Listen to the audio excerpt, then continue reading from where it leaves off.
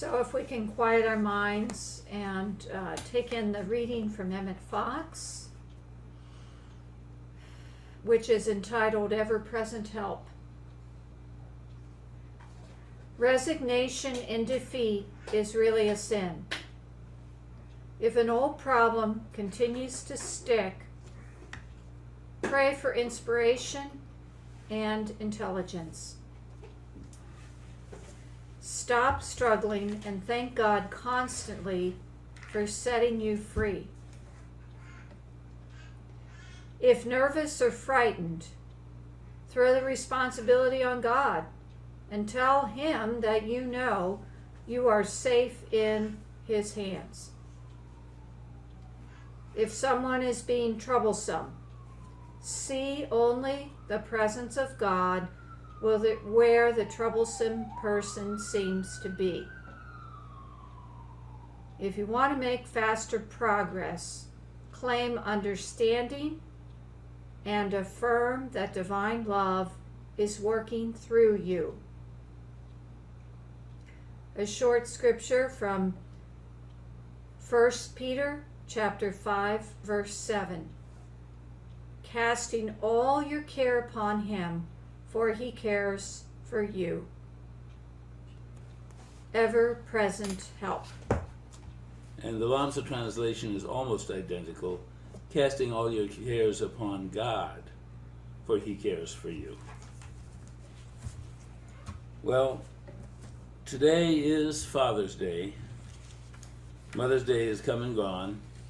We really didn't address it here. And in a sense, I'm not going to address Father's Day directly, because for many of us, these calls to celebrate one parent or another only serve to remind us of what we did not receive from those who gave birth to us. And please understand, I'm not saying this to bash parents who failed to give us totally positive upbringing.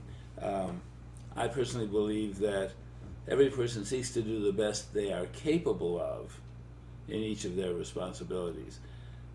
But often the best that they are capable of falls well short of what was needed.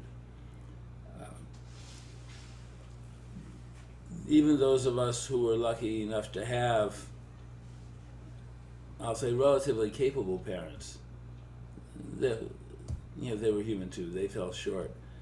But many of us have been fortunate enough to have what I have come to think of as earthly guardian angels who show up at points in our lives when we needed some sort of what I'll call loving parenting, loving support, loving structuring that our blood family was failing to do or wasn't available to do. Let me give an example I read about recently. It was a 15-year-old high schooler who, after years of mistreatment, was one day beaten again by her father, tossed out with what she was wearing, and told to never darken their door again. Middle of the night. And not knowing what to do, she showed up at the doorstep of her best friend asking for help. The best friend's mother and father called into the situation, welcomed her in, and over the next succeeding days, checking with legal counsel, they made her part of their family. She stayed with them through the rest of her high school. They guided her into and through college. And we know about all this because as a 30-something now, she wrote into Quora to share her gratitude, to share how important these two non-parents were in her life, the difference they made on that night. She reports she has a great job, great marriage, some wonderful kids. Her best friend's parents, she calls mom and dad. Her kids know them as their grandparents. In other words, she had two earthly guardian angels appear when she badly needed them. And a little later in service, I'm going to invite everyone here to share a bit about an earthly guardian angel if you've had one, or had several, and want to share about one. But before I go there, I want to talk about this in terms of our spiritual walk and our calling. So many people, Lori Kirsten says, it doesn't have to be human either, she thinks. I'm not going to argue one way or the other. I haven't an opinion. But certainly cats, in our case, are an important part of our existence. But what does this have to do with our spiritual walk? Within my practice, there are so many people who feel lost, like they don't know what their calling in life is. And for many of them, I perceive that they're looking for an all-encompassing calling. They're expecting a major driver. And I'm not saying knowing what God is calling of them, but thinking in terms of how I at least define our spiritual walk as the goal of achieving an ever closer approximation of divine love, or in terms of the Hawkins scale, to raise our frequency closer and closer to 1,000, which Hawkins defines as pure Godhead. Now, atheists, or at least some atheists, have told me that their philosophy is that they want to leave the world better for having passed through. Now, I happen to believe that as we raise frequency on the Hawkins scale, we are capable of lovingly bringing more good into this earth existence. Now, I also want to be clear that I am not arguing for a transactional relationship with the divine. If I do this, you're going to do this for me. But as we seek to raise ourselves to achieve greater connection to the God that is within us, around us, and is us. Remember, we're all star stuff, we're all God stuff. We sort of automatically tend to lift the world around us. And we're not doing it because we want to get something for it, we're doing it because that's who we are. That's how we are living. Among Quakers, back in the old days when Quakers were more visible, people coming into a town would seek the Quaker merchant because they knew they wouldn't be cheated. Quakers weren't setting out to ballyhoo themselves, they were just living what they thought was the righteous way for God. I submit that each of us here, in our own way, is seeking to live a more righteous, a closer connection with the divine. And as such, what we do, shall I say, leaks out to the world around us. And part of our calling is not just to welcome a closer call to the divine, not just to find a mission which is all-encompassing or much-encompassing of our life, but to be available in an instant when a guardian angel, an earthly guardian angel, is needed. And that doesn't require lifting weights, it doesn't require heavy meditation, it doesn't require doing the unceasing prayer. It requires just being aware and being willing to step up. Two more encounters that share the story. This is one also from Quora, and I'm going to... Quora is an online community where people share information, share experiences. Quora, if you want to check it out. I assume it's Quora.com. I don't know how I got in there. But this woman wrote in. She had been previously a children's attorney representing kids who were seriously abused or neglected and were in the system. And she had become, there was one who stood out to her by the name of Carolyn. And here's what she said. She was a sweet, pretty girl who went through it all. I spent years representing her to make sure she was safe and stable in a nurturing environment, which boiled down to the truism that everyone has their faults. Some of the kids live with their grandparents who are awesome. Others, grandparents who get food in the kids' mouth, get them to school in the morning and home in the afternoon, and give them a bed to sleep in. And that's it. And Carolyn got that's it. Eventually, the author writes, Carolyn aged out of the system, graduated high school, and asked to close her case. One day later, the author writes, I went into CVS and I saw Carolyn working there looking glum behind the counter. I was happy to see her. I didn't know she was working there and I liked her an awful lot. I saw right away that the store manager, a gray-haired, portly fellow, was picking on and harassing the employees. I quietly asked Carolyn if he talked like that to her, and she said, yeah, but he yelled at me worse. I'm going to quit. I told her not to quit until she has another job lined up and to use me as her reference. She nodded in agreement. Just at that second, John, in his stupid clip-on tie and short-sleeve shirt, turned around and came back towards us, raising his voice at Carolyn as she was speaking to me, yelling something about her screwing around at work by talking to me. I asked Carolyn, may I? She kind of grinned at me, showing her disbelief that this manager was back to yell at her, but she said, yeah, to me. I looked at the manager, making it a point of reading his name tag. John. Hi, John. I'm Joe. I thrust my hand out to shake his hand, then dug my business card out of my purse and handed it to him. I'm Carolyn's attorney. Now tell me, John, is there a problem here? He said words to the effect that the store wasn't up to his satisfaction. So I offered to call his management team to tell him that he was not able to effectively and appropriately manage the store. And he even yelled at and confronted each employee, told them who's in charge, but it only made the employees feel threatened and upset, causing them to feel victim to a hostile work environment under him. He got very quiet and immediately apologized to Carolyn, saying, it's been a rough day.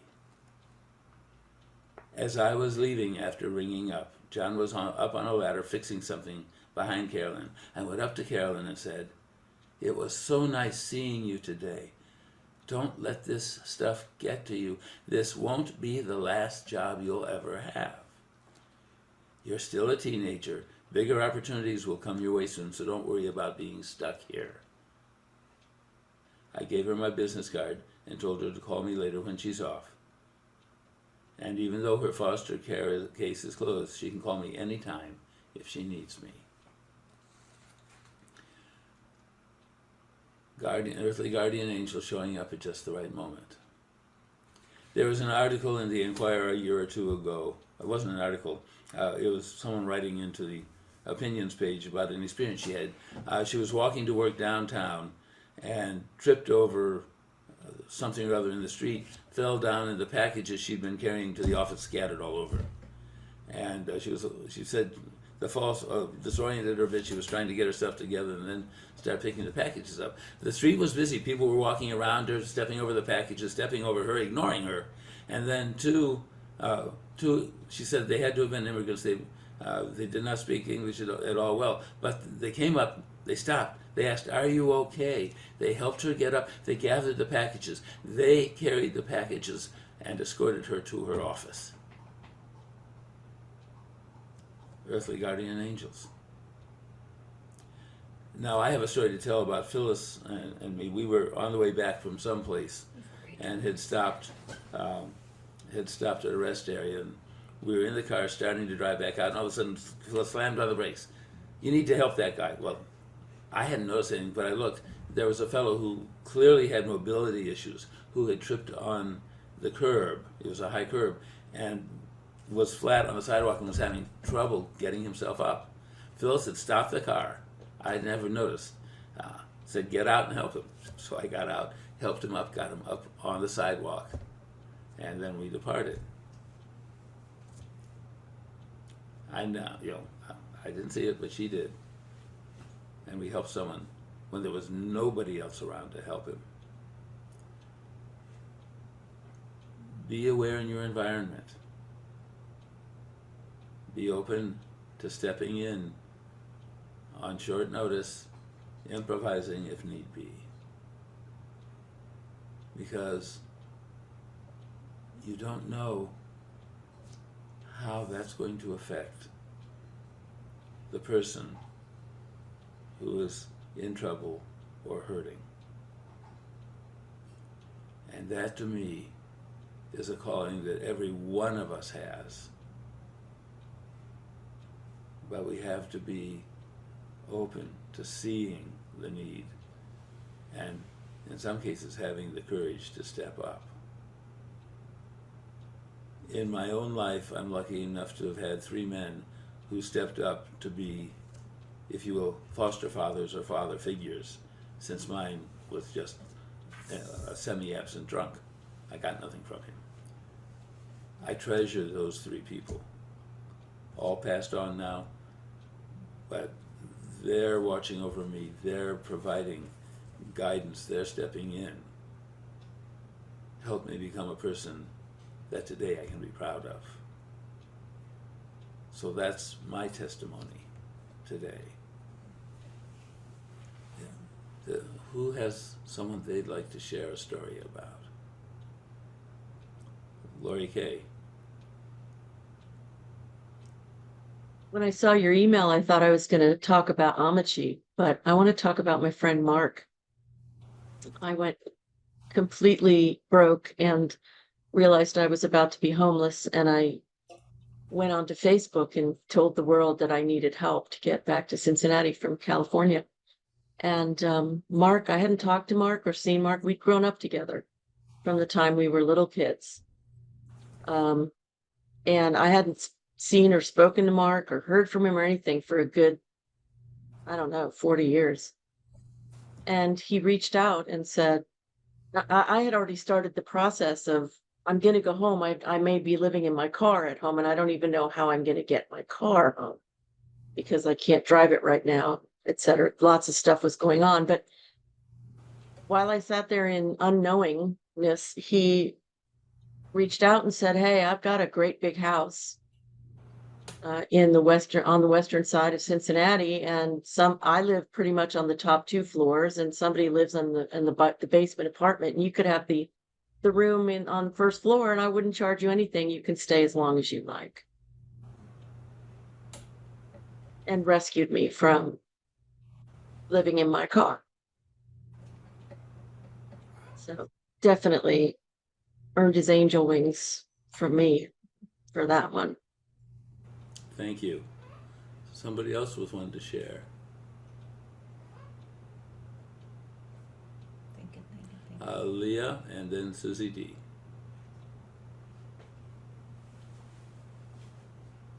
It's not that like I forgot, but after what Lori said about, when you get no place to go, and that's happened to me twice. I'm a slow learner, apparently. But the first time, I didn't know where to go or who to contact or what have you. And I had a friend at the time. She was closer to my mom's age, but she's known me ever since I was born, or pretty close to it. I thought, well, let me go towards her because I didn't know where else to go. And I knew I could probably spend the night there. And so I not too far, got to Milford when I got a phone call from somebody I was not expecting to get a phone call from, because I just kind of met her and her husband about a month or 2 earlier. And somehow I put the word out that I needed, I had no place to stay. And so she invited me to stay in her home. She had a 4-bedroom, and it was just her and her husband. So she invited me, and I got to stay there for about a year, and I got an apartment, and the leasing company didn't quite tell me the whole truth. So I didn't quite last there a whole year. So I end up this time really did sleep in my car. If I had enough money saved up, I'd get a motel room and stay for about a week, or I'd go online where you get the cheaper, nice, but motels that, had, a special rate or whatever. And I'd sleep in the car, do this or that. And then it was getting colder. And then my friend Mary, she was really my older sister's friend. She said, "Hey, I've got a room. Why don't you come?" And I said, "Okay." And I would pay her $100 every payday, which is every 2 weeks. And it ended up where I did stay there for quite a while with her until she ended up losing her father, medical problems, whatever. And and I knew I needed to move. So that's how I got this apartment, which is another uh, angel at work, is how I got where I'm at now. But yeah, she really helped a lot. So I was able to sleep someplace safe out of the cold. And so I still, even though she's passed about 2.5 years ago, I still give thanks for her giving me a place to stay. And I would do, little things so that way she didn't have to worry about certain things. And, so that I'm really, really grateful for, because she opened the door and let me in. And we only made one agreement. I wouldn't talk about my oldest sister, and my oldest sister was not allowed to talk to me about me, which was fine with me, because it's like, what do you want me to say about my oldest sister anyway? So, and if my older sister was coming to visit, she'd let me know so I could leave and wouldn't be around. But yes, but that was rare. That wasn't often. Uh, but yes, so she had opened her door, and there's other things she had helped me with when I was not expecting it, before I end up homeless. And she called, helped me. She had helped me with something else. And so she was always kind of there, and never really cared for when I was younger, because her and my older sister, when they were still in high school, were friends. And then of course we all went our separate ways. And then we end up somehow getting connected with each other again after quite a few years. And it was my oldest sister and her that, kind of hung around and did things. But there were certain times Mary was there when I really, really needed somebody. She was just there to help me with whatever it was. So Okay. to me, she was also most definitely an angel in disguise. Great. Thank And I you. really appreciate that. Thank you. Susie D. Hi. I had to think about this one for a little bit, but so I have to give you a little background. I was barely a teenager when this happened, and my parents moved us from the upper middle class, all white neighborhood, top best school system in the state to the one of the worst school systems in the state. And oh my gosh, I've never seen so many people of different colors, religions, philosophies. Oh, gee, oh wow, just amazing. And I had been taught all the lies. This was the 1960s. All the lies that went around from people about people who are different from you. And I had been taught all that all my life until that point. So I got to this new school, first day of school, and we split up to go off to different classrooms, and I have no idea what I'm doing and what I'm going to do. And oh my God. And somebody walked up behind me and said in absolute perfect English with no accent, "You look like you're lost. Can I help you?" And I turned around, I have to admit, I turned around looking for the white girl. And there stood Gloria. She's the blackest person I think I had ever seen or even considered being on this earth at that time. And I didn't know what to do or what to say. And she said it again. And I realized that that question came from her. And something said, just take a deep breath and accept And I took a deep breath and said, yes, please. Gloria opened the door for me to understand that we're all humans and we're all alike and we all in so many ways. And there's nothing to be afraid of from her. All those lies I'd been told all those years that about people of different religions and different backgrounds, and oh my gosh, I had never been that close to Mexicans and blacks and American Native Americans and whoever else was there. Oh my gosh. But I was able to open up to each one of them and become colorblind.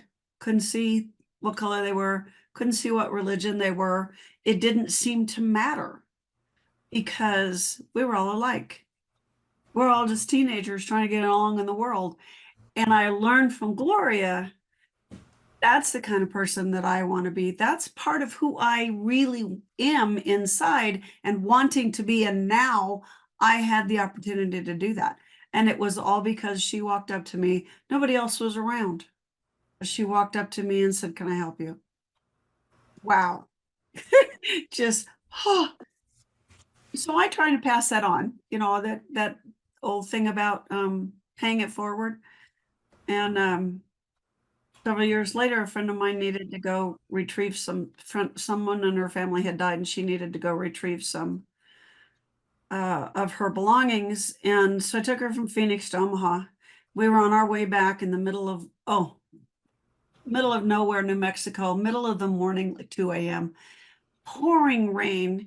We were hauling a rented trailer and the wheel came off the trailer, and I got the car stopped, but we couldn't get the hitch undone. So I got on the CB radio and asked if anyone was around and could help us. A couple of Mexican men who had passed us a few minutes before answered me back, turned around and came back a couple miles to help us out, unhooked the trailer for us, told us how far the next town was, gave us whatever information we needed. And the only thing they would accept was thank you. So they made sure the trailer was safe. We went off to the next town. I'm standing in a phone booth that leaked and I was soaking wet. When they got on the radio again and she answered them and they said, we found the wheel off your trailer. It had gone down a slope across the mud, over a barbed wire fence, through the herd of cows, and they had found it in the mud and brought it back and sat it against the trailer for us. So I have been, working on trying to live up to those gifts for a long time. It taught me a lot about humanity, a lot about how wonderful strangers can be, and what can I give back in gratitude for the help of those people. Thank you. Thank you. Someone else to share? Oh, Mark? Yeah, I'll And then we'll come to Ellie. I guess I will piggyback off of like Susie D. I was down in Central and South America earlier this year for about 3 months. I had been in Mexico for 3 months a couple years ago as well too, and that started to open me up to what Susie was just talking about, how all those stories you hear about how bad and unsafe it is down there. I'm sure there's some areas to be mindful of, but very wonderful people down there. I'm just reflecting on the time I go get a orange juice type of thing and drink it, and then they fill it halfway, I back up, and I notice every single one of the places down here, once you drink the orange juice, they fill it halfway back up. And you don't have to pay anything extra for it. And I don't know, there's so many things I could share about it, but I've just enjoyed, that's why I enjoy traveling. Hang on, here's one that's coming up. I was in South Padre Island, Texas, near the Mexican border, and I'm on an island eating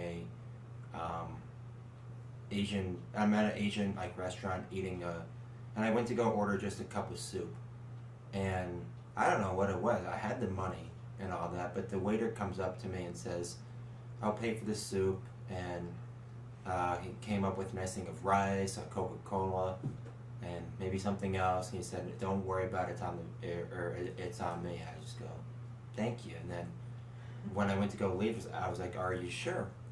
And he goes, "Yeah." And then he slipped me a $20 bill. I had the money. I could have paid, but he must have saw something. And what I was encouraged by, there was a guy that saw it, and he was like, the island life. And it just made me, I think that opened my mind up to 50 Shades of Generosity, I will call it. That was like the radical kindness that is just like, what, the waiter's paying me to eat at the restaurant. And it was just interesting to have that experience. Okay. And I also want to thank my dad as well too, just my earthly dad. He's been wonderful as well too. Yay. Okay, Ellie is next, and then Cheryl Ann, I believe, is next. Lord, yeah. Okay, Ellie first. I've had several guardian angels, but three really come to mind.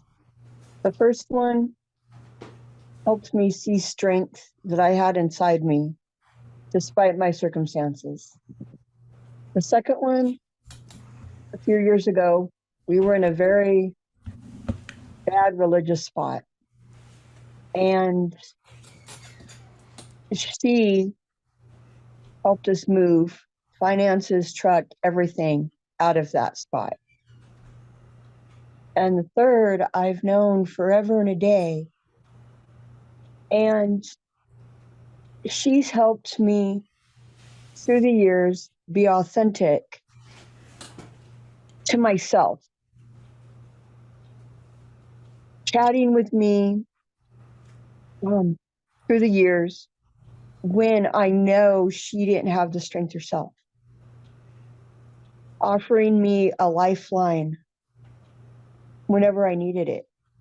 And those three people, one's passed, two are not.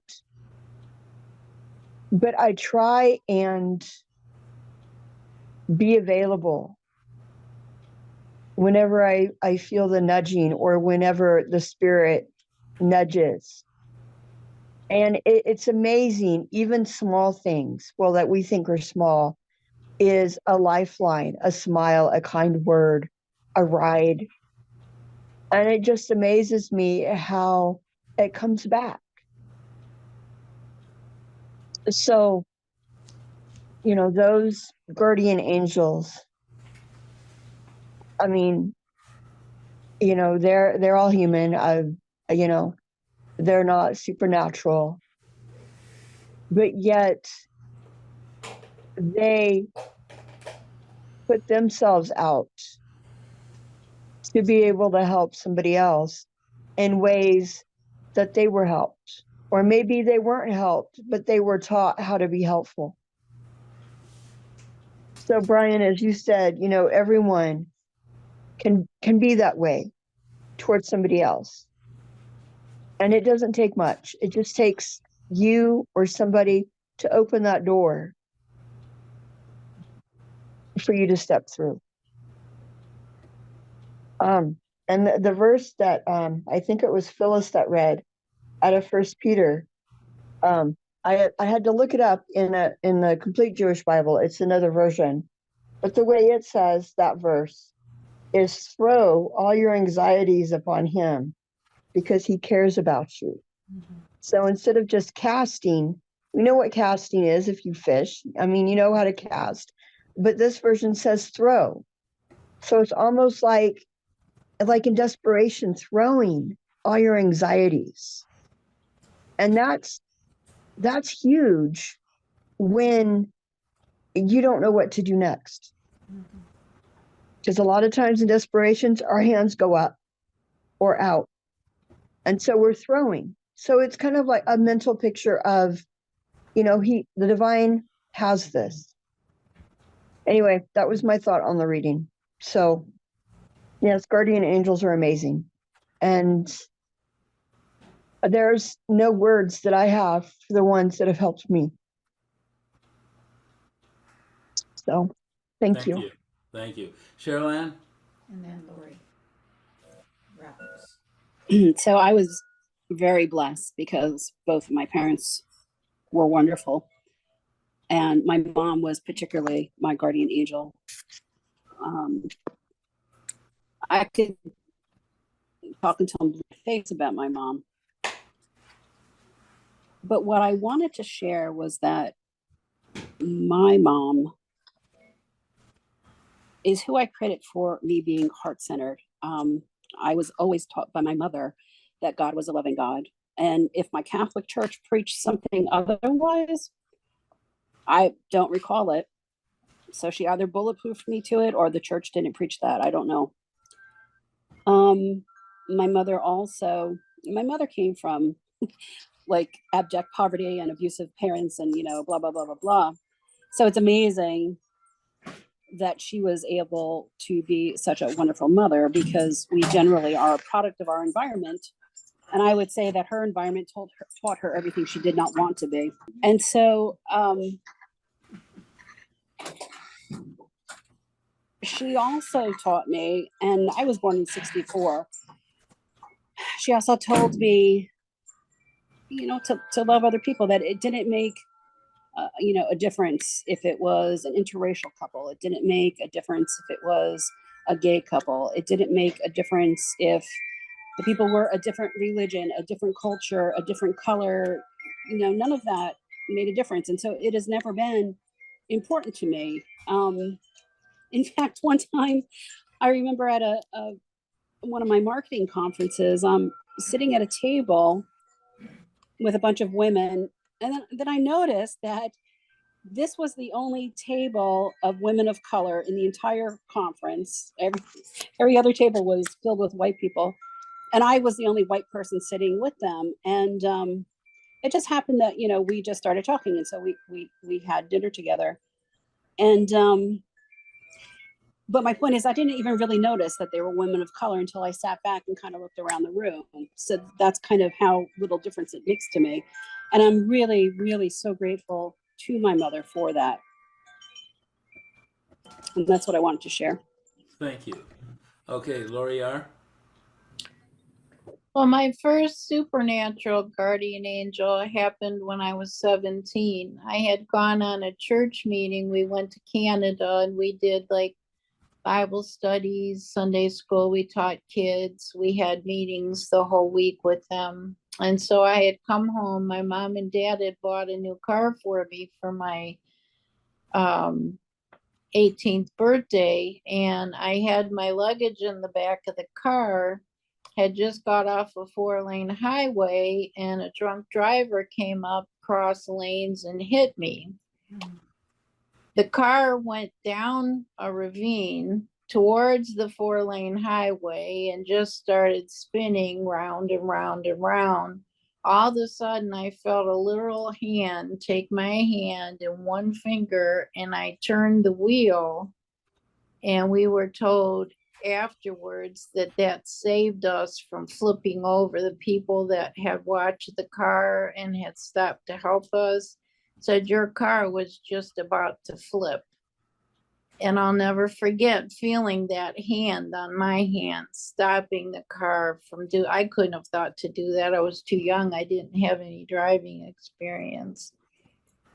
And I'd probably say they're human beings, but yesterday I would have to say Greg Rowe and Nathaniel Walker got on the phone with me. I was under a very bad psychic attack. I knew there were some curses in my life. I had no idea that black magic was involved. I had no idea that sigils had been placed on me. And the worst of the attack came yesterday morning. I reached out to Greg, and within 20 minutes, him and Nathaniel were on the phone and just went through so many things I can't even fathom. Some I knew, many I didn't. And to me, they were guardian angels because I honestly don't know what would have happened by the end of the day had somebody not stepped in and removed what was happening to me physically and mentally. And I'm just so very thankful. To me, they are two guardian angels that very well could have saved my life yesterday. Okay, thank you for sharing. We thank the divine for having brought us together today to share, to care, to glory in God's goodness. We thank God for all the good that is prepared now for us to receive in the coming week. We thank God for helping us to receive good and ever more good into our lives with gratitude, with ease, with joy. We thank God for giving us opportunities to be more often earthly guardian angels, and we thank Him for extending our sensitivity and awareness so that we see when we are supposed to be one. And we thank God for guiding us through this world and guiding us back here again to rejoin this community as soon as possible. We give the divine full credit for all the good and all the healings in our lives. We say thank you, thank you, thank you, and amen.